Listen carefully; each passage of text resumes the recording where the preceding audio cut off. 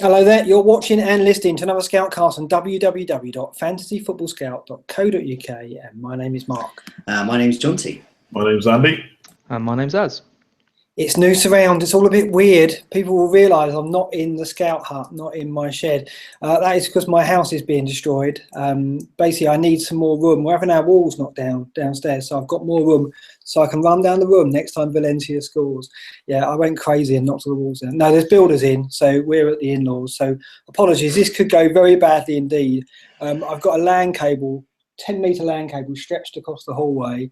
Anyone could walk through that, trip over, then no internet for the next 6 weeks. That would be a disaster. So if I get through this in one piece, I'll be very, very pleased. John T, welcome to the Scoutcast. You're going to have to carry me through this. Yeah. Temporary surrounds. What are we talking about tonight? We're going to look at our previous game weeks, if we can remember that far back. We're going to look at Coleman replacements. Sad news about Seamus. Sanchez, we're going to discuss Leicester's rising stars. Manchester United's hectic schedule, Spurs midfield maestros, and obviously a look ahead to Game Week 30, all the clean sheets, fantasy analysts, and our transfer plans. Yes, indeed, and welcome Az again, filling in for your smiley face and your beard. Once again, I love to draw attention to those. And Andy as well. Thanks. Welcome, Andy. How are you? You all right? Yeah, not bad. I always feel like I've forgotten everything. I've not looked at anything fantasy football. Yeah, why are you so rusty, you lot? I don't know. I've taken my eye off the ball a little bit. But it's the international break. It's the last one of the season, though. So this one's out of the way, and then it's plain sailing all the way through. It's going to get hectic, especially with the midweek game week next week. So no excuses like that. We've got to get back in the game. Let's talk about our game week, shall we, first of all, because I want to dwell on mine, obviously, because I have my best one ever. Took a few hits, and we're going to talk about hits in a moment. But, John T, we'll start with you. How did you do? Yeah, best game week of the season. I mean, it's been a pretty poor season for me. But yeah, it's not a high bar, is there? I got 89 points, no hits, and it was I got Ali in for Coutinho. 9 out of 11 of my players scored. I got clean sweep of defence points, and even Charlie Daniels scored. So I was really pleased about that. And yeah, I mean, it was just one of those weeks where everything went right, but so many players did well. It was one of those weeks where as long as you can nail down those good ones, it comes up roses. Yeah, the Daniels return comes in at last. You only kept him for 15 weeks in order to get that. Yeah, it's well worth the wait. I really enjoyed that. Well, I was tempted to swap him out for a hit, for another defender, kind of getting early, the likes of Valencia, for example. But then he got those points, so it kind of all worked out nicely in the end. It's possibly his final ever appearance in my team, so it's a fitting end. Well, maybe. Well, it'll either be on the bench or going, but I can't see him being fielded again. Okay, please, is yours. Az, how did you get on? Well, I got 63 points, which I was quite happy with until I saw everyone else on the site's score, and then it turned out to be a pretty rubbish one. I bought in Gabbiadini though, which I was most upset about because I'd bought him in for this Bournemouth game, and I was watching that Spurs match, and he had a really good shot. It like curled just past the post, and I was like, "Oh, he's going to score in this game." And then, like 10 seconds later, he got subbed off. So yeah, I bought an Ali who scored, which was good. Captain Lukaku, but yeah, just wasn't as good as others. Yeah, it was a big week for FFS actually. I think a lot of people in the FFS league did well. We've gone top of the League of Leagues again. I think it was just a very strong game week for some reason for everybody. Obviously, Lukaku captain was a popular choice, but I think people did well elsewhere. Andy, yourself? Yeah, I got 78. I took a 8-point hit. So I took out, like I said last week, Coutinho to get Sanchez in. So I was obviously happy he scored the goal. I bottled, I mentioned on the Scoutcast last week, Jamie Vardy, and I bottled it and went for Costa, the safe choice. And obviously may have permanently crocked him, but he should be back next week. We'll see how he goes. And then last minute, I really wanted a Spurs player, even though I tweeted out that I didn't necessarily think it was time to get him in, and they got Burnley away next week. But I couldn't resist, and I couldn't afford Ali, so I went for Son and took out Sterling. Didn't do anything. I didn't really get punished by the players I took out, but the hits didn't, apart from Sanchez, didn't really pay off. I've got Son in now. We'll see how he does. He's fairly cheap, so it's not too much of a drain on the team. But yeah, that was 78 minus 8, so not a bad week for me either. Yeah, I was in the same boat. I took hits. Mane and Coutinho went for me, and I wasn't too happy about bringing Son in, but I wanted Sanchez. and I wanted to get Valencia early, and so Son was the mate quite well. He was the only one I could afford really, and he seemed like a good idea. Let's talk about the Ali penalty. No one expected that. I mean, as you must have been delighted with that. Yeah, I didn't see that coming at all. I was really happy. We did mention it last time. Someone mentioned that he took a penalty in training and it was amazing. And Really? yeah, Did someone mention that? I think Jonty mentioned it. Well, Ali, he took everyone was raving. His other teammates were raving about a particular penalty he took in training, and I mean, I thought it was up in the air, but I did think it would be Son who took it because he's attempted to before. But the reason I got Ali in was, and probably the same reason that Az did as well, is it was just the way he spoke after the Millwall match with Kane being injured. He just gave the air of someone saying, Kane's injured, I'm going to fill in. Don't worry about goals, lads. That I've got that covered. He just had this air of complete confidence that he was going to be the main man. And I think that's basically what it was. He was just very, very assertive. He just took the ball, said, I'm having that. And so if it's a straight shootout between him and Son, as in who takes the penalty next time, it's going to be Ali again, because he's not going to argue with him. So I mean, Ali did. That's the first one he's taken in senior football, which so there was no track record to go on. We couldn't have seen that coming. And he admits that. I mean, Pochettino admits that no one decided. That's extraordinary, isn't it? I mean, they come out and said, "Yeah, we didn't actually discuss who would take penalties." I've never heard that before. No. It's really weird. I know, because you do kind of need to sort it out, otherwise you start getting arguments. I mean, I think one of the worst ones. I think it was it Swansea in a cup final? Yeah, they were 2-0 down, weren't they? Where Dyer had a bit. They basically had a bit of an argument over it. But I don't know. I mean, I just get the impression that none of them were going to argue with Ali. I think he just looks too assertive. Yeah, well, we didn't see it coming, and as a Son owner, I was a bit disappointed with that. But Ali on penalties does change it. Do we think? I mean, Ericsson still outscored him. Do we think that? Do we think the Ali Ericsson argument has swayed back towards Ali now because of that? I think they're both great options. Yeah, Pick one, have so one, or have both. One of the things when I was doing some analysis on their live Hall of Fame was that there was a real Ericsson was the favoured one. I think it was 7 out of the top 10 managers had Ericsson, and that's why they're so high up, because Ericsson's getting those consistent points, getting those assists. But there's a few who have started to get Ali and Ericsson, and I think going back to, I think it was last October, November, where quite a few of this group had Firmino and Coutinho, or Mane and Firmino. I think we're going to start seeing, if they're going to have a 5-man midfield, I think we're going to see Ericsson and Ali in quite a few. Yeah. I mean, lack of choice up front. I've always had the 5 in midfield since game week 9 or 10, and I think it's still the case. I think there's so much choice there, and having doubling up on Spurs would be. I mean, I've got that with Son. I'd rather have Ali, of course, but just can't afford him because I wanted Sanchez. It's a difficult one, but I'm still favouring Ericsson. I mean, he did outscore him again, and he has just consistently done that, but Ali's obviously more explosive, perhaps. Ericsson that little bit more consistent. It's just so different. It's nip and tuck. At least, unlike the Liverpool players, if you choose the wrong one, it's still not too bad. In any given game week, it seems that you're going to get some points out of one or the other, regardless. Whereas with Liverpool, there's 3 or 4 players, and you can often miss out, as we've known throughout the season. Certainly I have with Firmino. You got some, talking of hits, there was a question on this, wasn't there, John T? So before we come to the main community questions, I kind of put this one in amongst our game weeks, because it just seemed to fit, given that yourself and Andy had taken so many hits this week, and all of us have taken hits to some degree over the last few game weeks. Benteke's right foot asked he was looking at some of the Hall of Fame articles that I mentioned, and he noticed that a lot of the top managers had really attacked the blank and the double game weeks.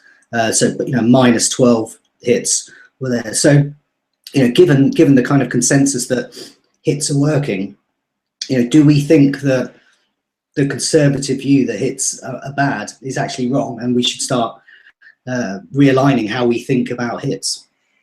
I think this season is different. I've said it from the very start that I think the heavy hitters have come in and out of vogue much more regularly than other seasons that I've seen, and I think that there's been just game weeks where you look at it and go, I have to get that player. I mean, it was for me this week. I felt I had to get Sanchez because I knew, I'm obviously up against TM and Torres Magic in the Contributors League. I knew that he was going to get Sanchez in, and for me, it was worth taking a 4-point hit to get him.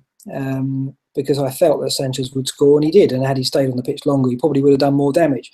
So I think there's been many game weeks like that where people look at their team and go, oh, my rivals are getting this player, or if not rivals, then the majority, the majority of people around me in rank are probably getting this player in now because this player has got a good fixture and this player's in form. So I think this season it's been much more transient in terms of the hot property, if you like. It's been changing every 2 to 3 weeks. We just mentioned Ali and Ericsson. That's been changing. Liverpool midfield has been changing. The strikers, Lukaku has obviously been very consistent recently, but that's only been maybe last 8 or 9 game weeks, perhaps. Up until then, it was still touch and go who you would have up front. At the back, it's settled down a bit, but I just think in attacking positions, particularly midfield, it's been changing all the time, every 2 or 3 weeks. And I think that has meant that anyone taking hits, if they get it right, can have a positive impact on your score.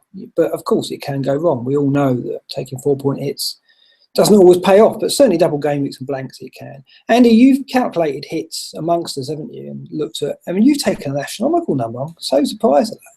Yeah, I wasn't. I like to take hits, but I didn't realise it was quite this high. Yeah, I had a look because I think what you said at the end is true. So sometimes they work, sometimes they don't. I don't think that changes from season to season. Like I got Costa in for a hit that didn't work. If it had been Vardy, then I'd be happy about it. But to look at kind of ranks and points hits, I had a look for us for our current rank and how many points hits we've taken. So obviously you're ranked 491. You've taken 48 points worth of hits. Me and Az are kind of the closest, so I'm 65k rank, Az is 73k. That's a difference of 5 points in total, so it's nothing really.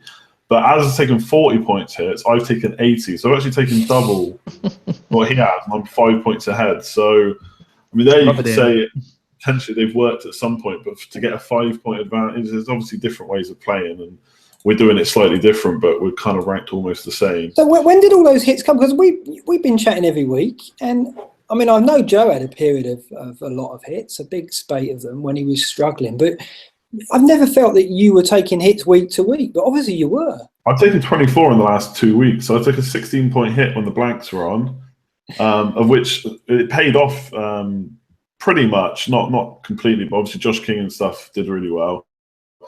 Then 8 points again this week. There was a period of November I took hits every week for 4 weeks, and I think I got green arrows every week.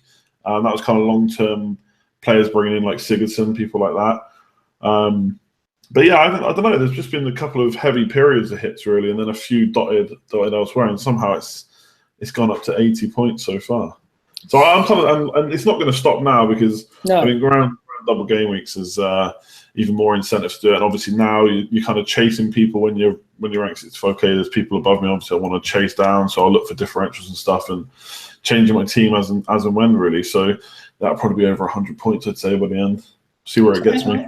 Az, have you got any theories on this? Do you think there's any kind of some of the things I've mentioned apply?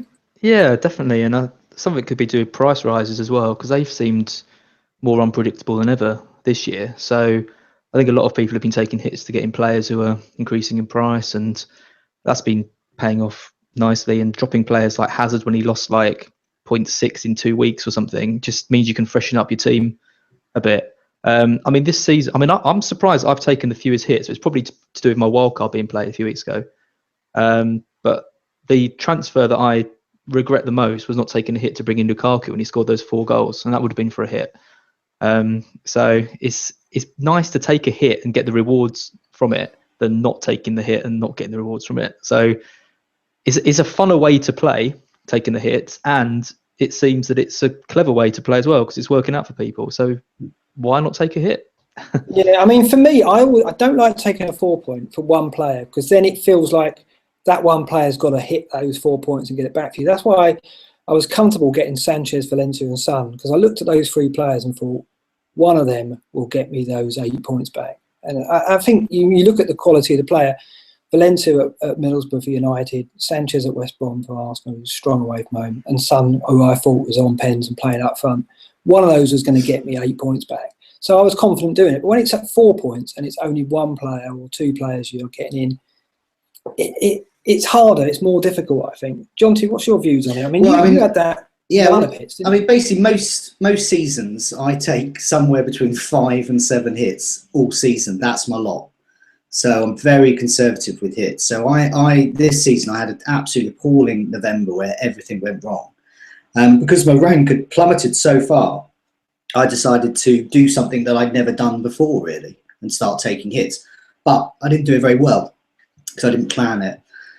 And some of the successes you've spoken about with hits, it's because they're quite strategic. They're around blank fixtures, right? So I can't get 11 players out, so this hit is actually not that costly. Double game weeks, so you're going for a player that's choice of getting double points there. And also this end of the season, because you've got double game weeks coming up, you can plan a bit as well. So once again, you know you're getting some. So what I was doing, so I since December, I've reverted back to type. So basically, up to from about October through to December, I fell 1.4 million places in the rankings through that bad November, and taking hits that weren't good. And by not good, I mean things like getting Giroud in. Oh, I'll take a punt on Giroud. Well, he's not a certain starter, so first rule of fantasy football's got out the window there. So shouldn't have done that. And it's those kinds of things. And get a player in, take him out the next week. Since December, I've taken some hits, but they've been very strategic. And there's been, I'll get that. So I took a hit. I think I got Coleman and Brunton together for a hit. I didn't mind that neither of them returned that week, because both of them in the weeks after it really did me well, and Coleman in particular set me up for that blank fixture as well. And so that's the difference really. And as a result, I've gone back up 1.4 million places. So that's what it's about. So hits, yes, are good, but you've got to be strategic with them, and you've got to apply the same rules that you would normally apply. Get a player that you want in long term, or with great fixtures, or that you want to captain, or as a double game week. Don't just go silly and get Giroud in. Yeah, I mean, again, that was behind Valencia and Sanchez, because I thought it makes it easier in my head to think, well, even if they don't return for me this week, I've got them for the doubles, and those two are probably going to start all 11 matches that their team has got left. So it makes it, those little things just convince you to go, yeah, the 8 points is worth it. Interesting, I mean, I interviewed the world's number one, the new world's number one, and he'd only taken 2 hits all season. So, I was about to say, is Villaronca with his conservative style, has he suffered as a result of this being a season where hits have worked? But then you look at the world number one, and he's taken a couple of hits, and that's it. So it's difficult to say, isn't it? I mean, Villaronca, he hasn't had the success, and he's not naturally a player who takes hits based on his history. We'd love to chat to him about it. I'd love to get to speak to him about how he's felt this season. But do you think, in looking at the Hall of Fame managers, John T, do you think there was a pattern there amongst managers who take a few hits were benefiting? No, I think the same. It's the same rules apply. I think on the whole they're mostly quite conservative. But what we've seen recently, why I think when I did the article, I was quite surprised there was lots of new faces in there as well. There's a chap called Jeff Dance who's 69th in the world now. He's had a few good seasons before him, but I think he was somewhere like 160th in the Hall of Fame at the end of last season. So he's really shot up, and he hasn't really he's taken a few hits, but they've all been, it's going back again. It's that you yourself as well in that Hall of Fame top 10, but you've taken strategic hits. So the hits you've taken have been, as you've described, those types of ones. And it's really, the success at the moment is around those blanks and double game weeks. But really, this is the point of the season where experienced managers know how to plan and know when is a good time to take a hit. It almost becomes automatic. But as I said, on the whole, those that have done well and not taking stupid hits, it's taking sensible hits. No, so I've noticed Jeff Dance, and it'd be good if he wins it, because it'd be really easy to write some headlines of his name in. That'd be brilliant. I'm always thinking of puns. Community questions. Let's talk about Seamus Coleman. It's a tragedy, wasn't it? Only a week ago, I was saying that Coleman was a season keeper, probably. Even though Evans' fixtures stiffen up, he's just a player that nobody would want to get rid of. I think he's returned a clean sheet, assist or goal in 9 of the last 10 game weeks. Incredible run. And it was a terrible terrible injury. It's just a shocking loss to Everton and the Republic of Ireland, and we're gutted about it. But what are the questions in this area, Johnson? Well, yeah, Team Crawl and João Monteiro. Hopefully, he got the right João and not a João. But he basically asked, who's the best Coleman replacements, and he's listed 3, I think, key players here: Valencia, Walker, and Bertrand. And Mark Harbrow has asked, what about Borough as well? So Middlesbrough have a good run of fixtures, and they have arguably, from a defensive point of view, I know it's just Borough, but from a defensive point of view, the best double game week 34. They're probably the only team with a good double game week 34. And then United fan, would you consider doubling up actually on Borough defensive options? They're very cheap.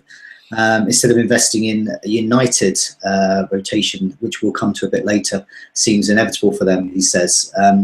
Coleman, he's a player in my team. He's a staple in Fantasy Football Scout Community's teams. I had no plans to get rid of him. I was very happy to play him in tough fixtures, more than happy to play him in the next couple of, I think in not the next couple of fixtures, but the 2 fixtures after that, really easy home games for Everton. But so, I had a look at attacking defenders. I'm looking at kind of assists, really, because goals are still very rare for defenders. But assists, really, the fullbacks can get there. And who are the top names? Well, over the last 6 game weeks, Valencia's top with 2 assists there. Lots of chances created as well. Bertrand as well, 2 assists, 6 chances created. Same as Valencia. So both of them are doing really well. Coleman's up there as well with them. So if you're looking for a Coleman replacement, it's one of those 2, basically, I think. But then the Leicester lads come into view. You've got Christian Fuchs. You're going to mention Christian again, aren't you? And Huth as well. Now, Huth is interesting, okay, because Huth was really good last season for being a pain in the penalty area, a bit like Gareth McCauley. And having a look at shots inside the box, he's had 4 over the last 6 game weeks. So you compare that, say, Valencia's had 2. So in terms of that annoying big bloke in the penalty area, set pieces, Robert Huth is fulfilling his purpose there. So he is definitely one to consider as well. For me, I'm looking at Bertrand for value there, and Valencia. I think they're just the 2 best options. Valencia's a no-brainer, I think. I've got him in now, so I've got more of a dilemma. If I didn't have Valencia, I'd be going straight to him. I think Walker and Bertrand, there are alternatives there. Bertrand, Cedric, he's still knocking about. I know he's let us down this season. He's 4'8", he's cheaper, and he's still creating chances. He's not got the assist that Bertrand's got, but he's getting forward, and he's that bit cheaper. And I wonder about Alderweireld for Walker. I just think Alderweireld has got a period this season where he's going to get 2 or 3 goals. I can just see it. And I look at it now and think, why would I get Walker, who, when everyone around me has got Walker, when I could possibly get Alderweireld and just take that risk that he's going to have that period where he just gets a couple of 15-pointers? That might be what I do, because I just think, I've looked at it, I think he's ranked 5th or 6th for shots in the last 4 or 5 game weeks for defenders. He's definitely getting in amongst them, and he's always, he's just so deadly in the area when he gets chances. He just hasn't delivered because he's been in and out of the team. So I'm looking at him as well. Andy, anyone you're looking at other than the obvious ones? Yeah, I mean, Spurs, I just think when they're playing 3-5-2, Walker and Rose are such better options than the centre-backs. But if we're looking at centre-back, I'll tell you, from watching, I haven't checked the stats, but from watching the games, Vertonghen seems to be marauding forward quite a lot. Like even running through midfield, taking a few shots here and there. I think he's got maybe a 15-pointer coming. I don't know if he'd be able to keep repeating that, but soon I think there could be one coming. I really don't get what happened with Vertonghen, because he used to be like gold, didn't he? I remember having him a few years ago, and he was playing so far forward and taking shots from 30 yards, and such a key good defensive player. He got chance for Ajax, and he came in and he was going to be a 5 or 6 goal season. And the last 2 years, has he even scored a goal in the last 2 years? No, I think from calls and stuff, I think they're always aiming for Alderweireld, which is probably why. But now they're playing 3 at the back. He seems to be the one that's getting forward. I mean, I suppose you're not gonna be looking for many goals from your centre back from outside the box, but I think there's possibly one coming from, and he's a bit cheaper than Alderweireld, as far as I know. So I think Walker would still be the one there. I'm not really looking outside the box, though, to be honest, of anyone that's already been mentioned. I like Bertrand for the next couple, but then it gets a bit dodgy until the double game week, and I don't think you can rely on Southampton clean sheets right now. So you really, well, this is it. Yeah. Whereas Valencia, Chelsea and Spurs are, renowned for being the best defences in the league. Man United have only conceded 2 less goals than they have. 2 more goals than they have. The only thing which we'll come on to later is possible rotation with the amount of fixtures we're playing, but Valencia is the one for me. I think it seems too obvious, but sometimes you can't turn down the obvious moves, I think. No, I definitely would go to Valencia. It's just for me, I look at it now, and I've got to take advantages. I mean, I got Valencia early, so it's very frustrating now that it's just easy for everybody to jump on that now. So I've got to try and eke some advantage from having Valencia early and use my Coleman replacement to get me another kind of edge. So that's why I'm trying to be clever, I expect, and I'll probably pay the price for that. But having said that, I've made some decisions recently and luck is on my side. So I'm wondering whether to just keep riding that out. Valencia's goal, incredibly fortunate. And so everything I touch at the moment is turned to gold in terms of the transfer. So I've got to think, well, rather than go to Walker, maybe Alderweireld is the one. John T, the Bauer options, what do you make of those? I mean, it's difficult, isn't it? The double game week's attraction. Well, yeah, I mean, the problem is I think a lot of us that planned early for the blank fixture before were caught out by a bit of early planning. So, I'll get Matt Phillips in. He looks good. Chris Punt, he'll do well. Well, Stanislas, yeah, they just didn't work out. Gabbiadini. Gabbiadini is another example. So I think they all come with a health warning at the moment. Having said that, they have great fixtures coming up. It's just whether we think they can keep clean sheets. They've got Swansea away. I don't think they're going to get a clean sheet in that. Hull away, possibly that. Burnley at home, okay. Arsenal at home, okay, that's probably not going to happen. And then Bournemouth away. So they're kind of a fairly middling fixtures, but they've got Bournemouth, and in that, when they've got Bournemouth away, they've also got Sunderland at home. So that's game week 34. So that's when you really want them.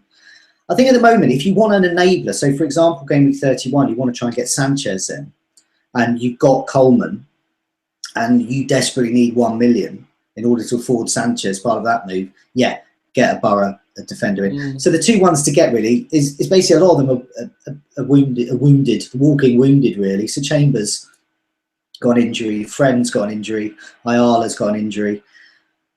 The one that seems to be the strongest and fittest is Gibson. He's also the best. So I had a look at, but in the bonus point system, he's on 503 bonus points for to get a bonus point. The BPS. The BPS. So the next nearest is Chambers on 398. So there's a massive gulf there. So basically, if you think they're going to get a clean sheet, Gibson's probably going to get you a bonus or 2, and he's 4.9. He'll be my choice if I decide to tap into Borough's defence for double game week 34. I'm a bit reluctant to invest now. But Fabio at 4.4, he looks like he's going to be playing, we think, at the moment. But once again, we could get caught out. I think it comes with a big health warning, but in principle, it does. I mean, they've got a new manager, and also they've got 3 key injuries. Chambers starts when he's fit. Friend, we don't know. He's been in and out of the team, and he would put Fabio under threat, no doubt about that. Chambers was competing really well with Gibson in the BPS, and he's cheaper. So, I think for me, I think we've got to sit and wait and see if the injuries clear up. There's talk that Chambers is back in light training, I believe, and we don't know how Agnew thinks about the back 4 when they're all fit. Also, we don't know if they're going to be, he may well play 2 up front and they'll be more open. So there's just so many questions at the moment. I mean, I think Gibson's probably the safest. But he's pricey. He's 4.9. He's priced 4.9, so you're investing in that. And then, so you start looking at players like Bertrand for like $500,000 more. And indeed Cedric for Southampton as well, who's in that kind of cheaper price bracket. Yeah, I don't think they can compete at the moment. Yeah, keep an eye on them, though. Keep an eye on them. Yeah, I mean, I think doubling up for 34 could be valid if by then we get assurance that Agnew's playing in a defensive game still and Chambers is fit and maybe Friend as well. I mean, then you've got a couple of really cheap options at 4-3. I like Friend when he gets 4. He just doesn't do it often enough. So I think we've got to sit and wait on Borough. They've just hired Jonathan Woodgate as some sort of first-team coach, so that puts me off. That puts with their defenders. Yeah, you've got to think that's a defensive move rather than one that's going to lead to goals, haven't you? So yeah, I just. It's interesting to see. I mean, it's a watching brief at the moment. Is it that last 20 minutes against United was encouraging in terms of the attack, but we still don't know really how the Borough defence is going to stand up. And I don't think the fixtures are that good. Swansea away, like you say, looks tough, doesn't it? You've got to back Swansea to score in that game. Okay, Jonty, moving on. What have we got next? Well, this kind of segues into Valencia, really, because everyone thinks Valencia's great, attacking option, clean sheets. But what about April's fixtures? And this is something that Snevitz brings up in the questions, and about Ibrahimovic. But the same really applies to Valencia as well. Do we think that these players are essential in double game week 34? So with Ibrahimovic, he's pointed out that in the last 5 games he played against Stoke, Hull, Leicester, Watford and Bournemouth, he only got 1 goal and assist. So there's that element to it there. But then Machiavelli 123 is one of our regular posters. He put up a list of how many games Manchester United have. This is scary. Now remember, they're still in the Europa League, so he's got 1, 2, 3, 4, 5, 6, 7, 8, 9. They're playing 9 times in April, and some of those games have only 2 or 3 days between them. I would say pretty much the entire Manchester United squad, now includes De Gea, will be rotated during that time. It's just a question of whether, for us as FPL managers, they're going to be rotated in the Europa League. Given it's against Anderlecht, who are a pretty good side as well, you would think he would field the best side if they can hammer Anderlecht in the first leg, which is on the 13th of April. Then perhaps we'll see some rests then in the second leg. But if Anderlecht give them a game, then perhaps Valencia will miss out, or Ibrahimovic even will miss out on the on paper easy game 3 days after the second leg of Europa against Burnley. Yeah, it's so difficult because United are in a very tough situation where they're nowhere near guaranteed a top 4 place, and also they don't know whether they should go full pelt for Europa League in order to get the Champions League spot via that method. They're kind of caught between the two. Not one path is clearer than the other, is it? So no. I mean, they could get into the Champions League via the Europa League. That's possibly more likely given the competition in the Premier League. And then, another one of our regular posters, FPL Virgin, brought up. He's been looking at our archives, and he's been looking at a similar time this time last year when we were all in a terrible rush to get lots of Liverpool players in for their double game weeks. And look what happened. Basically, for those who can't remember, Jurgen Klopp rotated the hell out of them. And suddenly 12-year-old Liverpool players were coming in that no one had ever heard of. And it was mass rotation.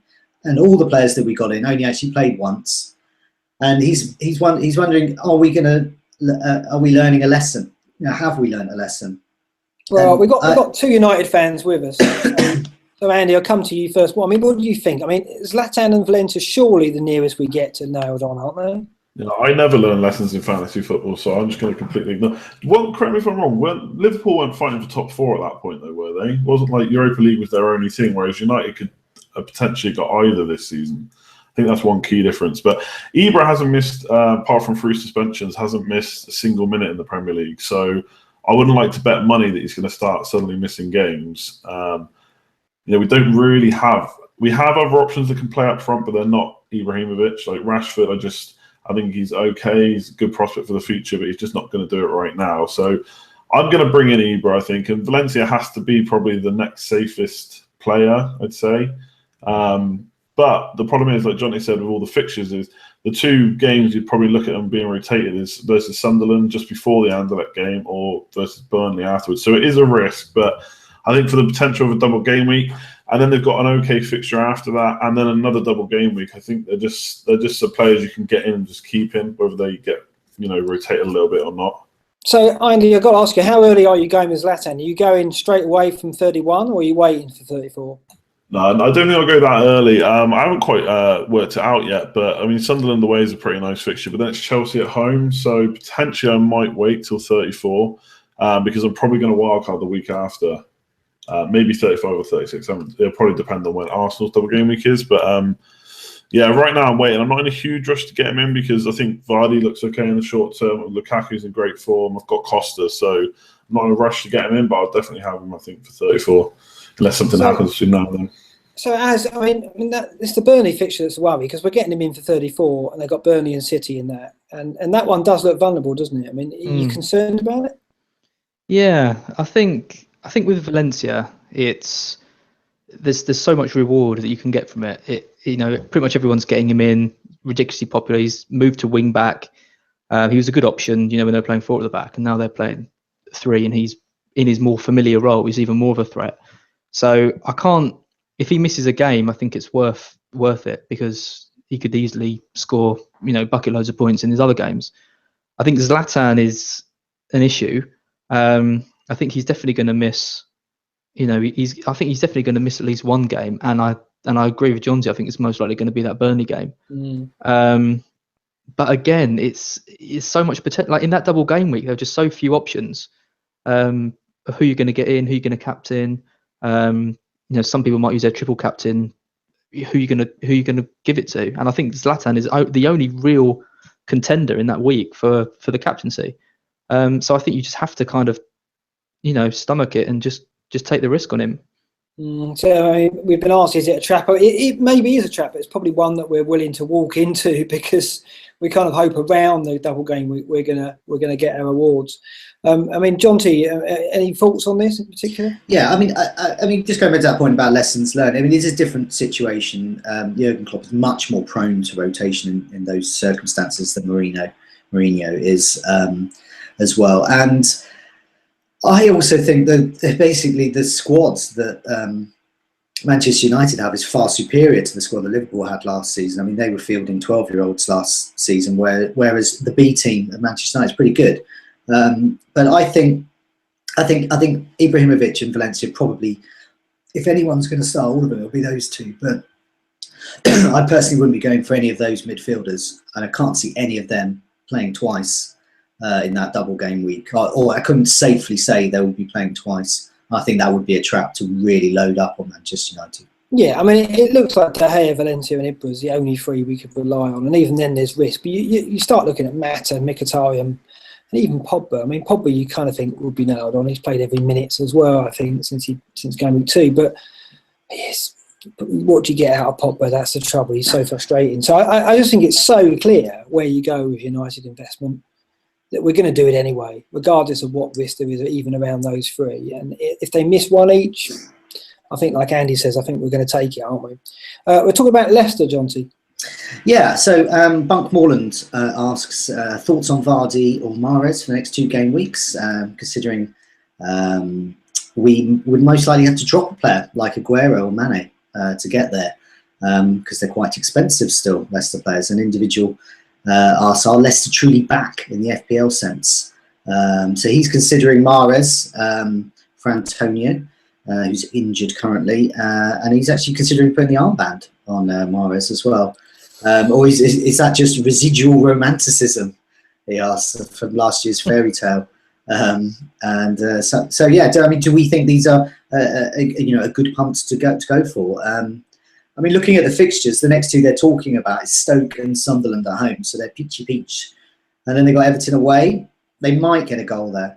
That's possible. Crystal Palace away. So Palace have actually become a complete brick wall. Donald Trump would love them at the moment. They're a complete wall that you can't get past in terms of goals. And then they got Arsenal. So the fixtures are a bit middling. They're good at first, then they go back. So I think for a short-term punt, definitely. And we'll come to our transfer moves a bit later, but Vardy is definitely someone I'm considering, particularly for reasons to do with wanting to get a higher rank in my mini league.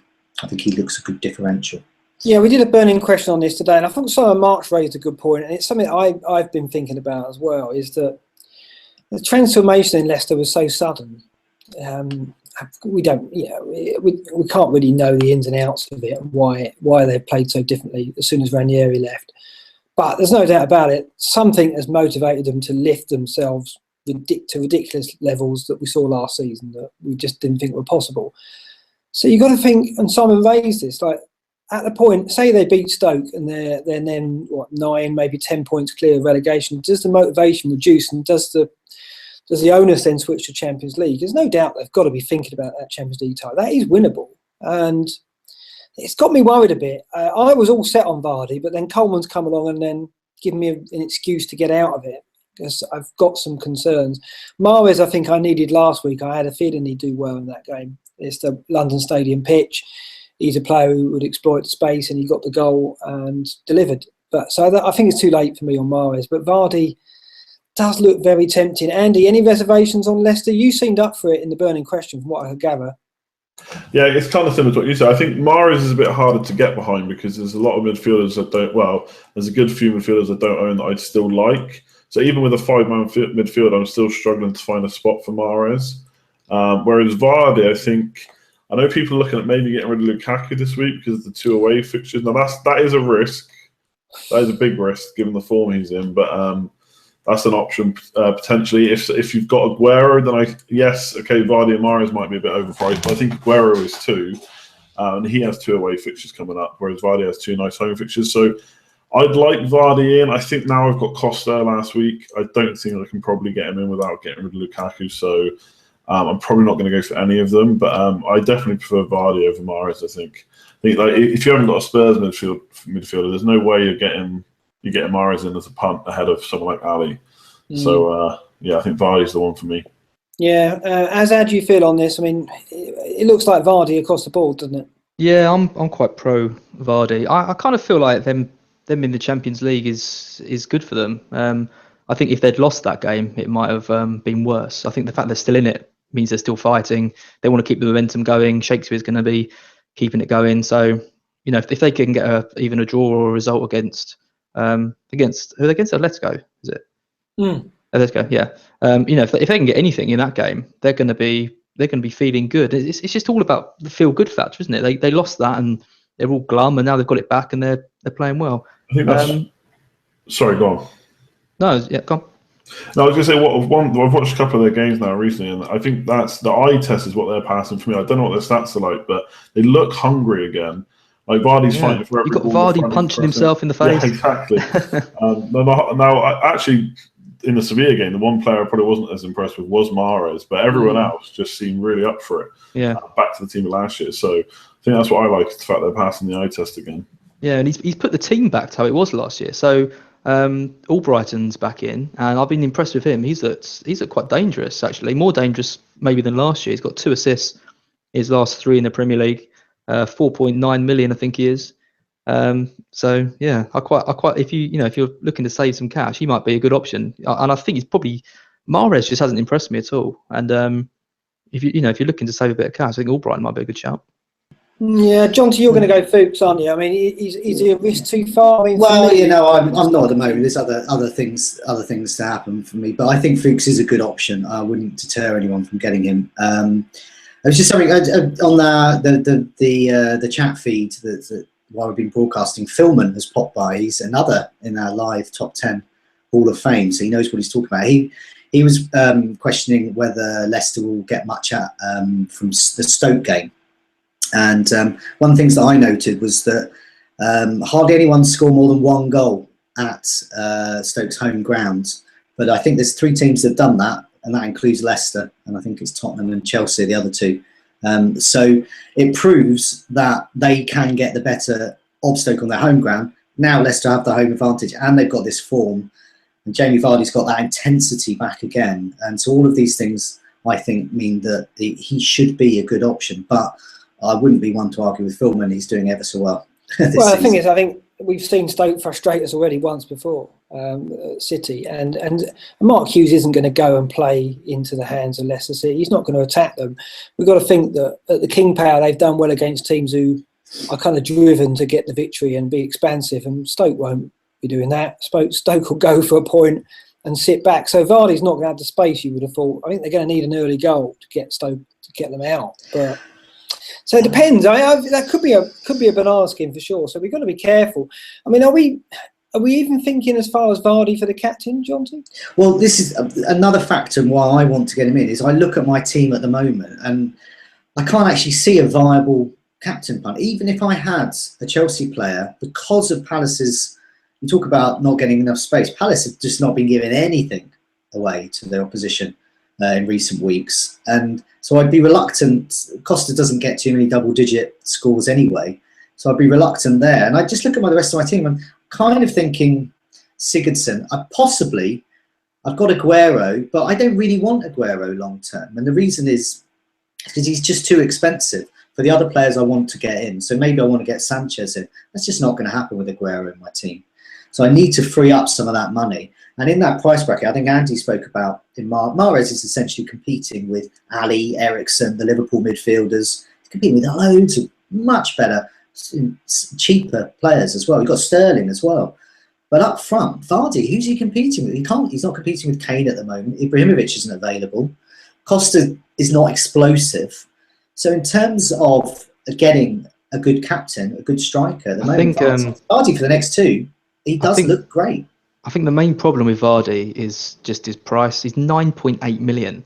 It's a lot of money. And if you're getting Sanchez, Lukaku, Ibra, which a lot of people are getting, Costa as well, and then Spurs mid, two Spurs mids, are all of these players, would you put Vardy above any of those players? The thing about is if you're swapping Aguero for Vardy, then you've got 3 million in the bank suddenly.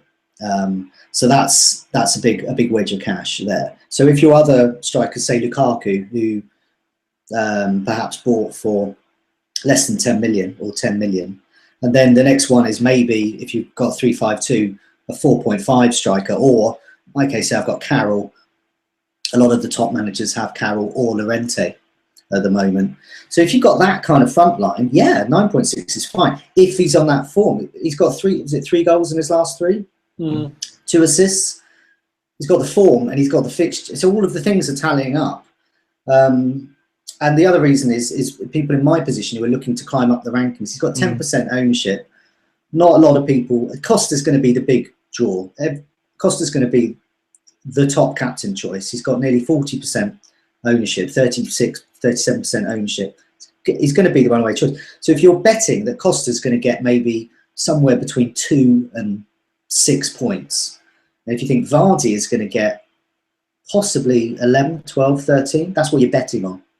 And then you've got Sunderland at home as well. So that's a really great fixture as well. So that's what you're looking at. And I think he's a really good option for that. Yeah, every player comes with a risk, but I think 3 million freed up from Aguero to Vardy is absolute. The thing is, I mean, I've got that exact trade on, but I look at it and getting rid of. It's like we've said all season. Like when you get these heavy hitters in, it takes guts to go. Oh, I'm going to get rid because they're out of form. I mean, I did it with Defoe. I made the switch to Defoe to Lukaku at the right time. Got that one right, but I've got others wrong. Got Sanchez out for Hazard, for example. Got that disastrously wrong.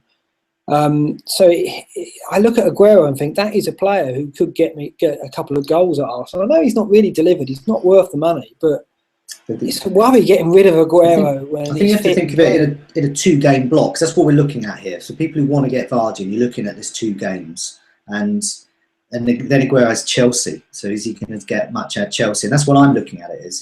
So Arsenal's a slightly easier fixture, but it's a tricky one. You never know which City side's going to turn up. You certainly don't know what Arsenal side's going to turn up.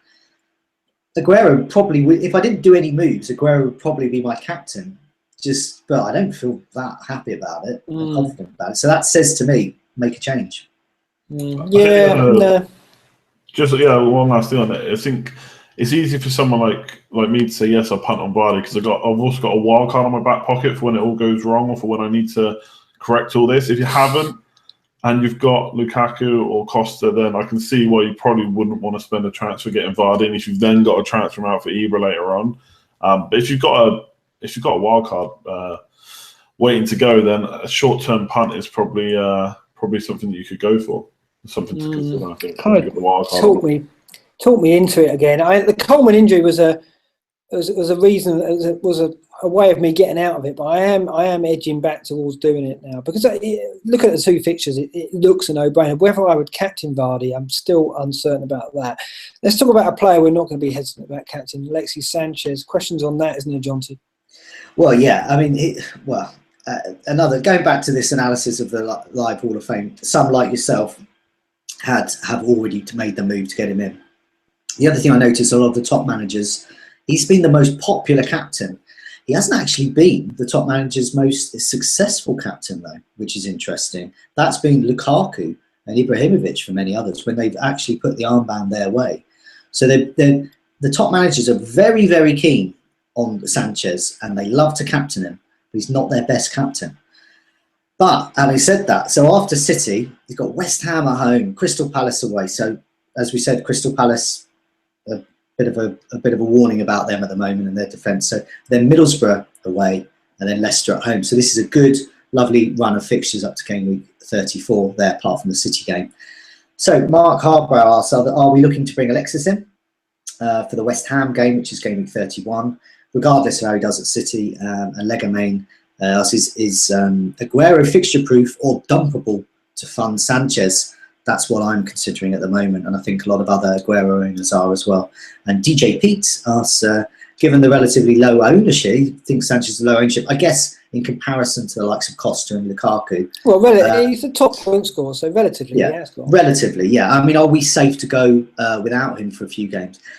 I'm going to say, basically, there's certain players where you hide behind the sofa with, where you listen to the game on the radio, you're watching the game, you're looking at updates on Fantasy Football Scout or Twitter, and it's the name that you fear coming up if you don't own them. And for me, that's always been Sanchez, ever since he comes to the Premier League. If I don't own him, he's the player I fear most, because once they start coming in, and Sanchez scored again, and again, and then the third one goes in. And it's just, you just know that's the end of it. I think there was that game, you remember when he scored all those points against West Ham, and there were some people that captain, I think Kane that week, who've done quite well, and then Sanchez comes along. I had him for that. It was great. Yeah, all gone. Yeah, exactly. And your rank will absolutely shoot up. So, yeah, I am looking to get him back in. One of the reasons I'm looking at Bertrand instead of Valencia at the moment is because if I get Vardy and Bertrand in this week, the following week, I can take one more hit and get Sanchez in, captain him against West Ham. If I'm going to get Sanchez in, I'm going to captain him. And we saw what he did to West Ham before. So, but having said that, going back to my terrible November, one of the reasons it was so terrible is I completely butchered my side to get Sanchez in. I took Firmino out. Oh, Lallana will do. They'll cover Firmino's points. No, didn't.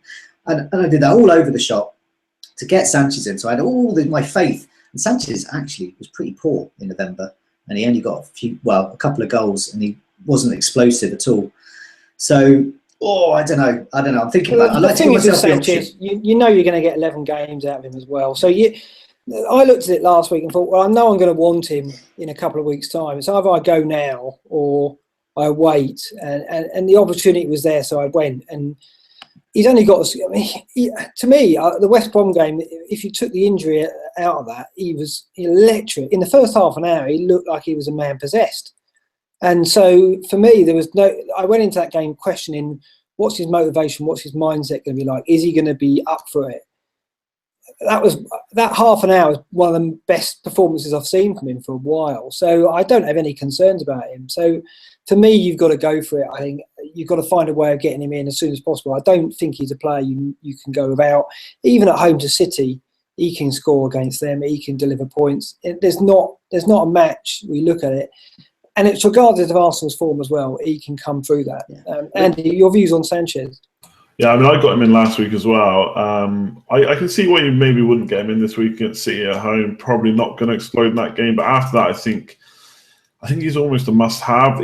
There's not very many reasons to not get him in. He's only blanked twice in the last 15 game weeks. The only two things, I suppose, is the whole Arsenal situation. But yes, he's maybe been sulking a bit behind the scenes, but he doesn't strike me as a player that's going to come on the pitch and sulk. It's a bit worrying in I think it was the second half, start of the second half, end of the first, that he was kind of right out on the wing. But I think that was kind of to do with the injury, that he was just trying not to run too much. And obviously the other thing is that he did start on the left with Welbeck up front. So is he worth as much on the left? Maybe not, but he's still bringing in points every week, even if it's not like the big haul that he got against West Ham. So with those fixtures, he's got 2 double game weeks to come.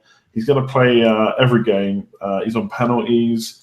Like I say, he hasn't blanked. He's hardly blanked in the last 15 years. I don't see many reasons not to bring him in, to be honest. Yeah, and also for me, once a double game week for Arsenal is confirmed, whether it be 35 or whatever, people who've got the triple captain left are going to look to Sanchez and triple captain him. If you don't have Sanchez in the week where a lot of people are triple captain him, you're in real trouble, because for us, we haven't got our triple captainship left, but we can captain Sanchez and reduce the damage that we can possibly suffer for those who come triple captain him if he comes in.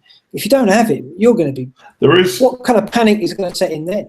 Exactly, and there is another way to look at the ownership thing. So, you can look at it one way and say, well, he's not that well owned, we won't get punished. But you can also look at getting in someone that, okay, he's not highly owned, which means if he does well, you're going to shoot up the rankings. He's not exactly a risk. He gets points most weeks. Yes, he's expensive. But yeah, if you think that he's not owned by very many people, then there's one of your differentials to start shooting up the rankings. Yeah, and I just think his price is going to rocket, isn't it? I mean, if he scores, if he starts delivering points in the consistency he's had recently, assists, goals, his price is just going to keep going up and up and up. And then every week you're going to go, shall I go this week? Shall I go this week? And I just think it's going to be tough. The nice thing with Aguero is I'm happy to keep Aguero for, against Arsenal this weekend. More than happy with that. You could easily get a couple of goals against them. They're absolutely useless. And then City have got Chelsea and Arsenal have got West Ham. And that's when the switch could be made so easily because, there's nothing to worry about. Sanchez is almost certainly going to outscore Aguero in that game alone. And then you've got him for the future. So you can switch to 3-5-2. You can juggle your team around a bit, save a transfer this week. You've got time to plan for it, and you've got the perfect fixture change around. So I think it comes at a great time. Yeah, I mean, the only concern with me if I was in that position is if Sanchez does something against City and then Saturday night is going up, you're going to be sitting there on Saturday night going, shall I do it now? And you're getting pushed into that early transfer, which never feels nice. But I don't know. We say that the price doesn't make a difference, but you're still going to feel driven to make that early transfer rather than watch Sanchez go up 3 times by the following Saturday morning. So, yeah, it's just he's likely to get. I can't see him doing amazingly well against City. They seem to be relatively stable at the moment. And Arsenal are rubbish. No, exactly. I can't see a brace or a hat trick. He might get a goal. No. But I think he's only got to get a goal. Then people know that he's got those extra fixtures, and everyone will be jumping on him Saturday night, and his price will start to rise, I think. And it's just whether or not you can sit back and go, no, I'll wait until Friday to get rid of Aguero and make the trade, and that's a sensible thing to do. But one of the reasons why I got him in early is because I don't want to be pulled into early transfers. Yeah. Again, because he's the kind of player that I know. I've done it before with him, and I made a mistake. That was when I got him out, and I've been in that situation where you're rushed into a decision on Saturday night. I'm trying to not worry too much about price because now we're kind of getting to the business end. You kind of feel like the 0.1, the 0.2 doesn't mean as much as it did a few weeks ago. No, it shouldn't do. So I'm trying to not look at it quite that way, but I do know what you mean. I mean, I had some moves planned for this week and I was 0.1 off. So yeah, no, exactly. It still gets you. I had it last week. I had some moves planned, and in the end, I had to go some, but I had another move planned, and I could have got it, but I was 0.1 off. And I was like, I was listening back to the Scoutcast and going, I remember saying on the Scoutcast, well, price doesn't matter, but it's surprising how that 0.1 can still catch us out even at this point. So it's not as big a factor, but it's still there. It's still a problem. And it's just with Sanchez, you're sitting there Saturday night. If he's going to go up tonight, he'll probably go up Tuesday, and he may go up again by Friday. He's that kind of player because everyone's going to be clamouring for him. So I think you've got to get him as soon as you can. I wouldn't hesitate getting him in for City, really, to be honest. But it depends what other players you've got, I guess, around that. John T, Spurs midfield, I guess. We've touched on this already, but I think there's a question on, is it dangerous to go without Spurs midfield? Surely. Yeah. Poveglia.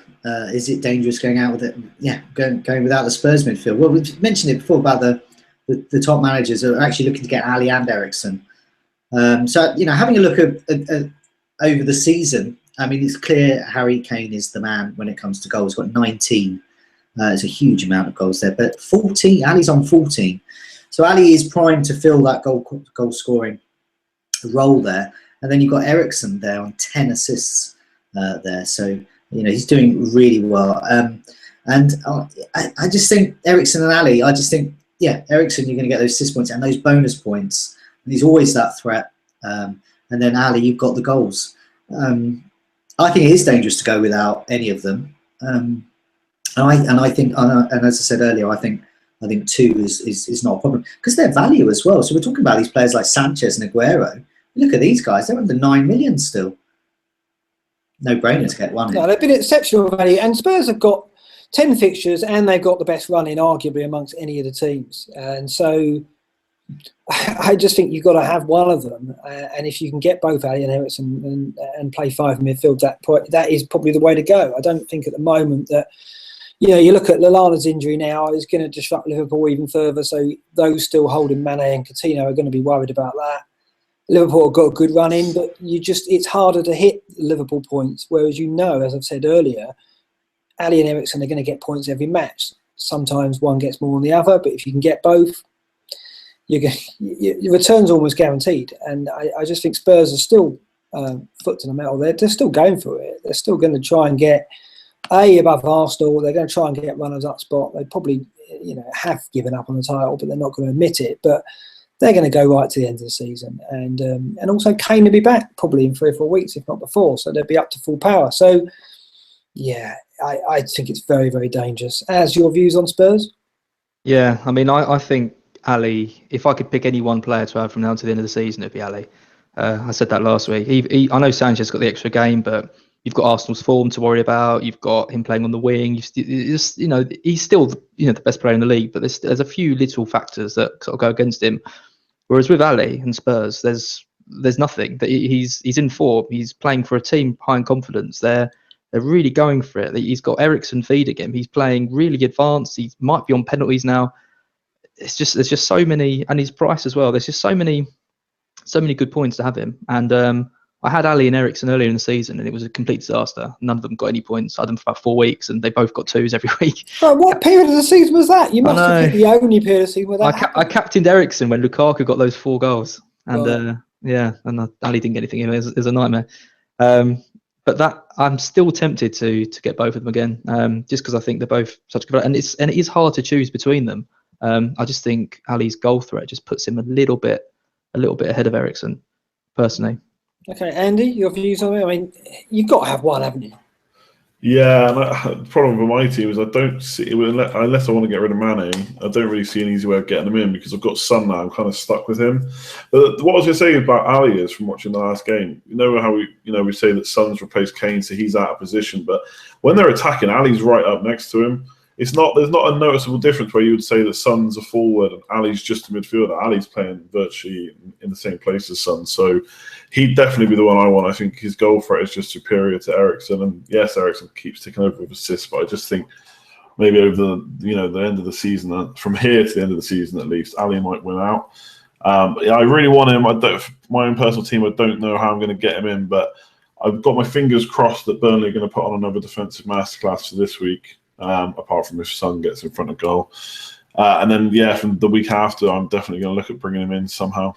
He's the one I want, Ali. Interesting, Jonty. I mean, the Live Hall of Fame are all backing Eriksen. I'm one of them. But it seems at the moment the trend has moved towards Ali. These two certainly feel that way. Yeah, I think it has in terms of goal threat as well. And it's those interviews today. I know David, one of our writers, did his regular Say What article, and it was pretty much dedicated to Spurs and Dele Alli. Because of all the things he's saying, all of the confidence he's showing, it just seems so up for it. And watching him play for England as well, it's fantastic to watch as well. I think he's doing, for me, I'm pleased I've got him. I'd be tempted by Eriksen. If I didn't get Sanchez in, I'd get Eriksen as well. Because we keep forgetting that in all the kind of the clamour to get these Leicester players and Sanchez, the Spurs have still got some great fixtures coming up.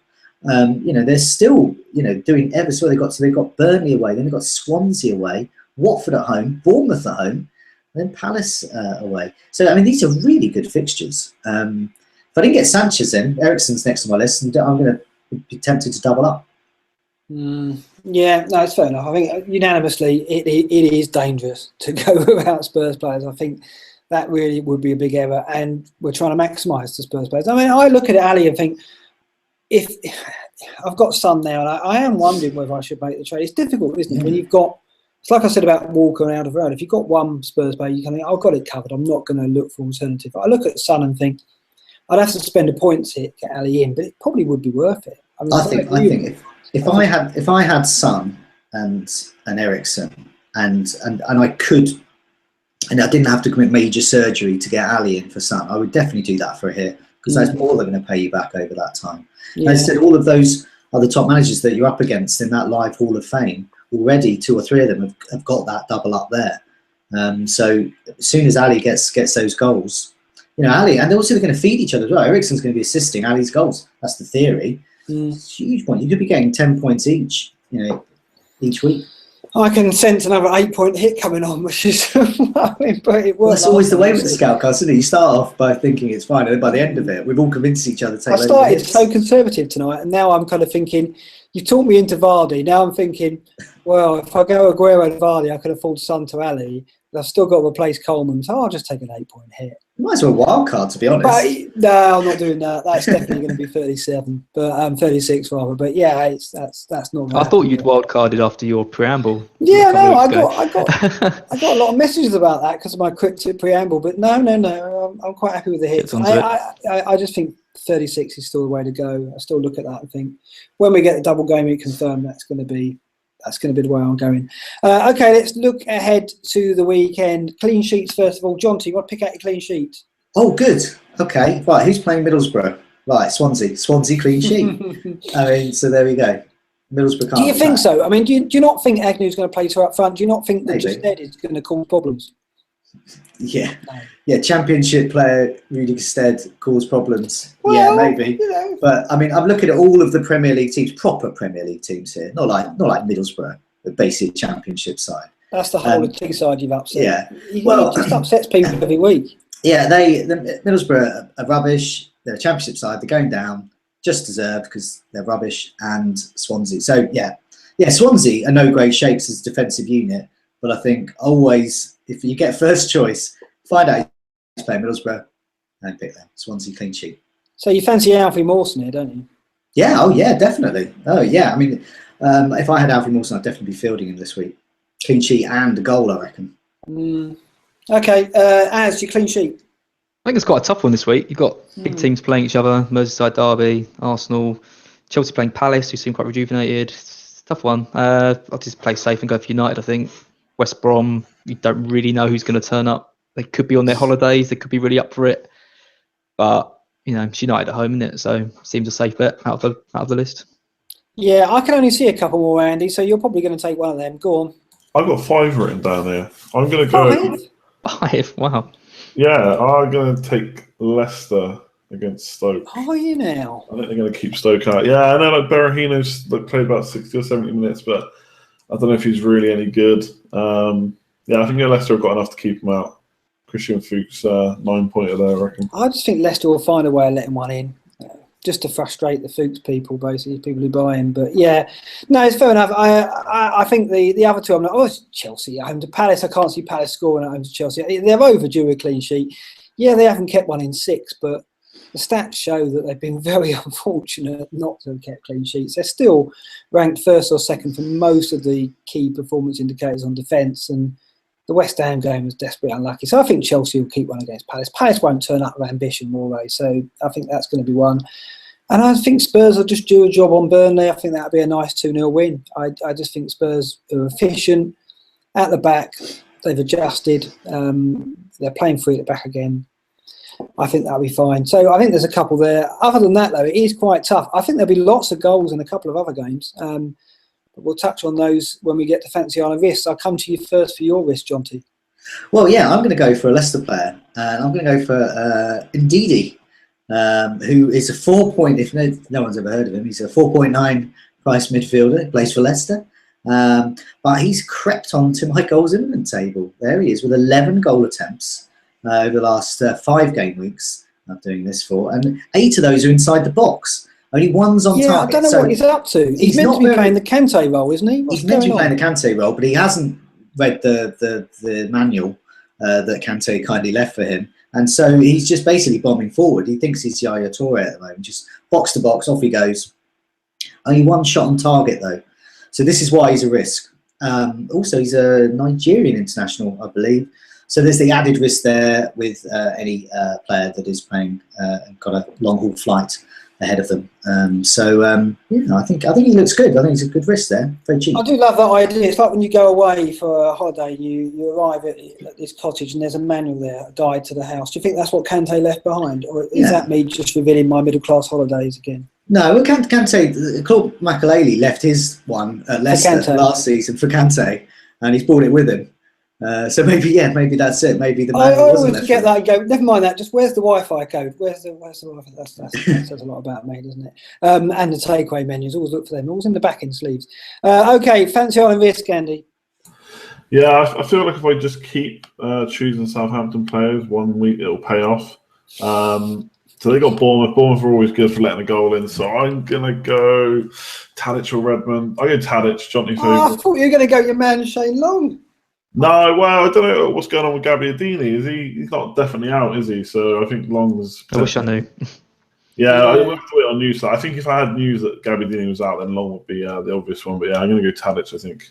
No, Tadic. Not is it at risk? I think Green Win will be adjudicating that one. I think Tadic is going to be in the picks this week. I think he's a very strong option. Goal and 2 assists for Serbia and over the break.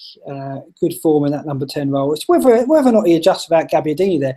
I'm going to go Shane Long. I think this is going to be a goal fest. I think Afobe and Shane Long are decent options in that game. I think that's like 2-3-2 maybe.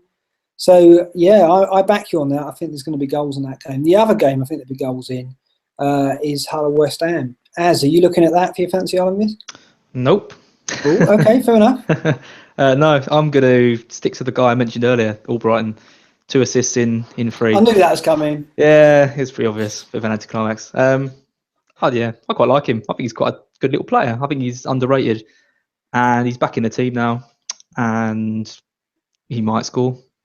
He might not. It's a risk. Yeah, no, but he's always setting up opportunities. The assist for Hoof's goal was superb, wasn't it? Absolutely superb. So yeah, that was a well worked set piece. So I just think it's a good option, good choice. Okay, transfers and captains. I guess I'll start. I am kind of leaning towards an 8-point hit and going Coleman out, Aguero out, and Son out, and maybe Ali, Vardy, and I haven't decided on the defender at the back yet, but I'm tempted by Alderweireld. I think I can do it. I just like Alderweireld. I've just got it in my mind's eye. I can see him having a run of 2 or 3 games where he gets double figures, and him being a massive differential. And it hasn't happened yet. And it's almost like it's destined to happen. And so if I don't buy into it, I'm really going to regret it if it comes in. And I'm keeping on the stats, and I like it. So that might be my free moves. I'll probably bottle it and just do the 1 free transfer. Captain-wise, that is tough. I might go Sigurdsson, I just think Swansea are going to win that game at home to Borough. And I think Borough are going to be a bit more attacking, a bit looser at the back. And we've seen Sigurdsson be so influential. So that might be the way I go. John T, captains and transfers. Well, yeah, I'm looking at Aguero out for Vardy and taking a hit as well to get Seamus Coleman and get Bertrand in.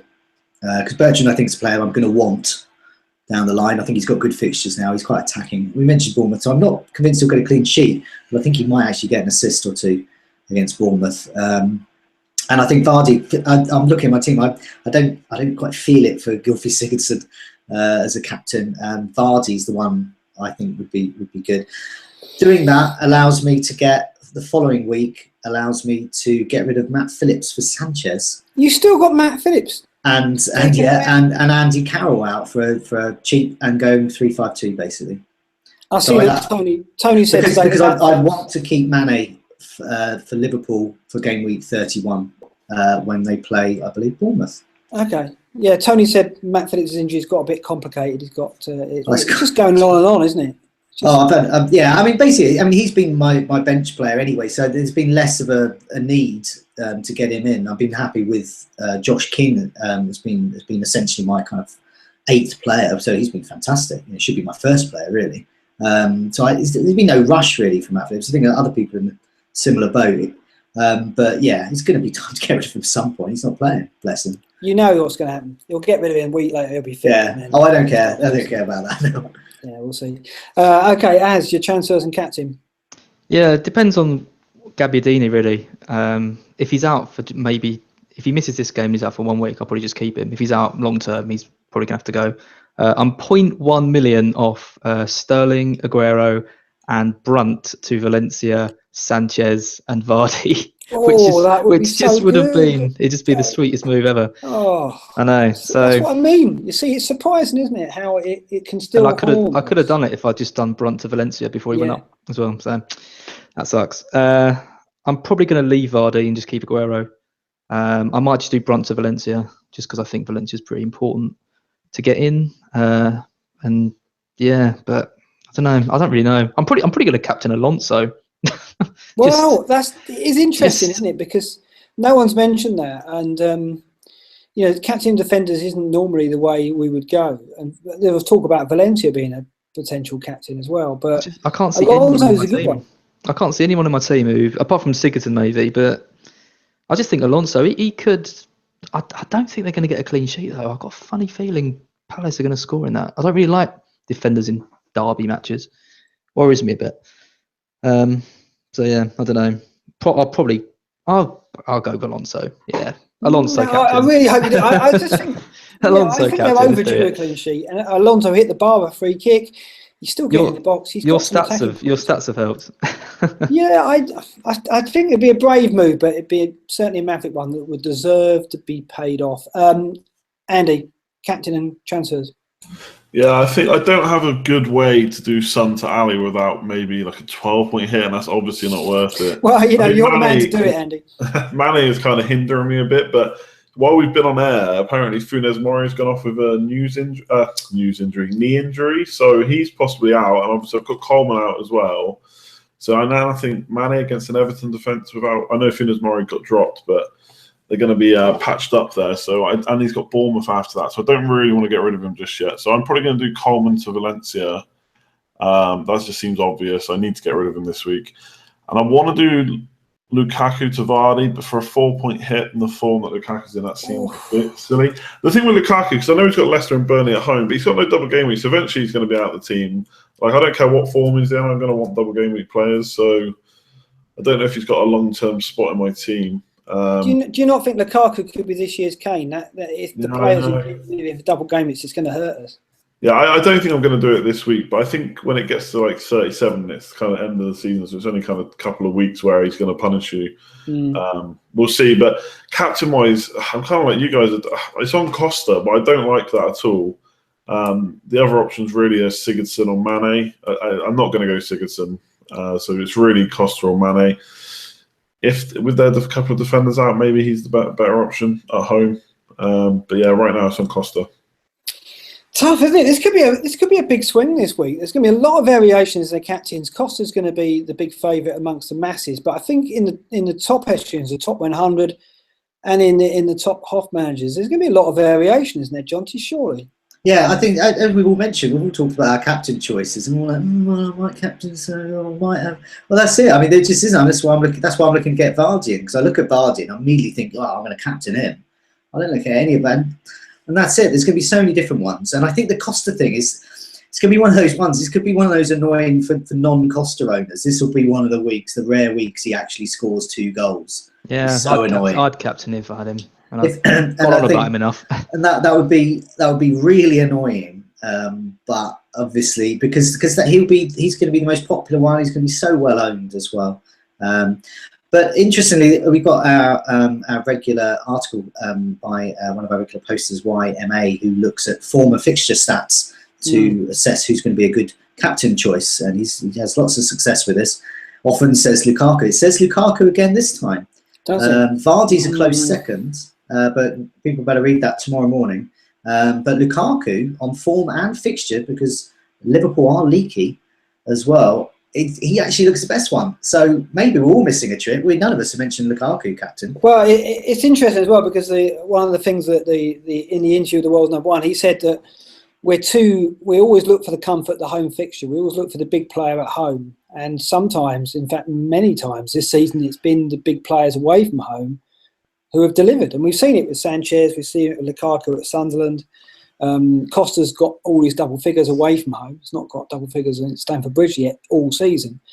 Lukaku at Liverpool, are we overlooking that? He's been absolutely irresistible. And you look at Liverpool defence, yeah, he can get a goal or two past that.